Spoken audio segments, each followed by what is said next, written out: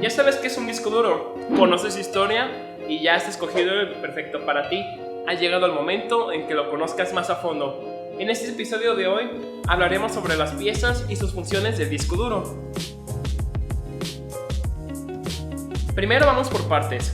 En la parte exterior encontramos el puerto SATA, lo cual es un bus de datos que permite la transferencia de datos entre la motherboard y diferentes dispositivos de almacenamiento, en este caso el disco duro.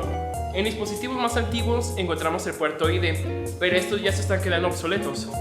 Después de esto tenemos a los conectores de energía. En el caso de los SATA, requieren de diferentes voltajes de entrada directa para poder funcionar. Todos estos vienen en tres. Primero encontramos los 3.3 volts, después de esto tenemos a los de tierra, 5.5 volts y por último a los 12 volts. Y en el caso de los discos duros IDE, aún se siguen alimentando por los conectores Molex.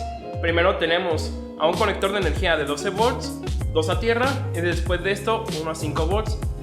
Aquí las opiniones son muy mixtas. Hay gente que dice que esa tecnología ya es arcaica y debe desaparecer, o que realmente no hay problema y que se debe de seguir utilizando.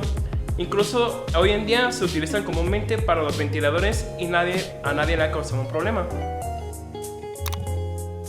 Por último, en la parte exterior tenemos a los jumpers.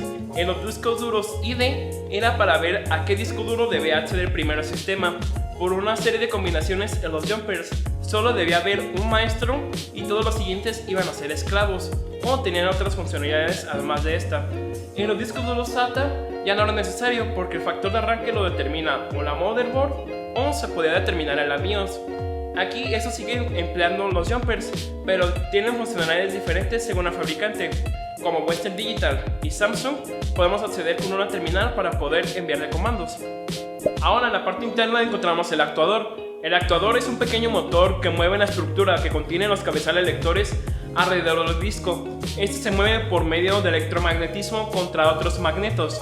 Después de esto tenemos al plato, o también llamado disco. En la parte principal del disco duro, estos por lo general están recubiertos ya sea de un material magnético. Están hechos ya sea de vidrio, de cerámica o de aluminio. Los podemos encontrar a partir de 2 o más platos, pero también es en común encontrarlos solo de uno, almacenando todos los datos por ambas caras. El disco duro tiene un brazo que mantiene a las cabezas de lectura y escritura que se mueven alrededor del disco. Ellos se pueden mover alrededor de 5 centímetros hacia adentro y hacia afuera gracias a unas bobinas que se llaman voice coils.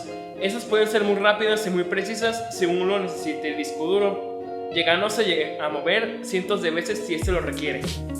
El eje, o también llamado spin, es el lugar donde van montados los platos.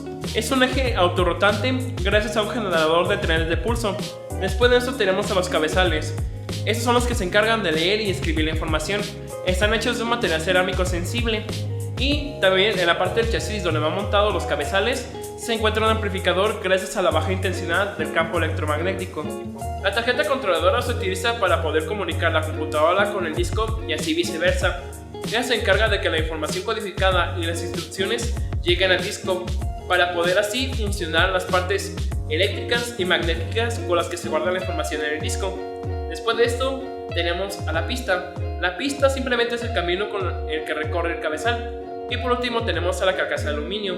La carcasa de aluminio, aquí se le da un espacio al disco para que pueda funcionar, además de algunas funciones añadidas, como evitar que los agentes externos entren para poder dañar el disco, además de que sirve como disipador, ya que el disco es una parte mecánica y genera calor. En la parte lógica tenemos al sector. El sector es una unidad básica de almacenamiento de datos del disco, que comúnmente es de 512 bytes. Esto lo va a definir la controladora del disco, pero en otros vamos a poderla definir nosotros. Y por último tenemos al clúster. Un clúster no es más que un conjunto de sectores, y el tamaño del clúster va a poder ser definido depende del tamaño del disco. Por cierto, ¿sabías que podrías estar utilizando un formato incorrecto para tu disco duro? Averigua por qué en el siguiente episodio, donde hablaremos sobre los tipos de formato en los medios de almacenamiento. ¡Nos vemos! Si te quedó alguna duda sobre alguna pieza, déjanos un comentario y con gusto te responderemos. Gracias por ver Aprende sobre recuperación de datos con FitZeta, solo en Compuline TV.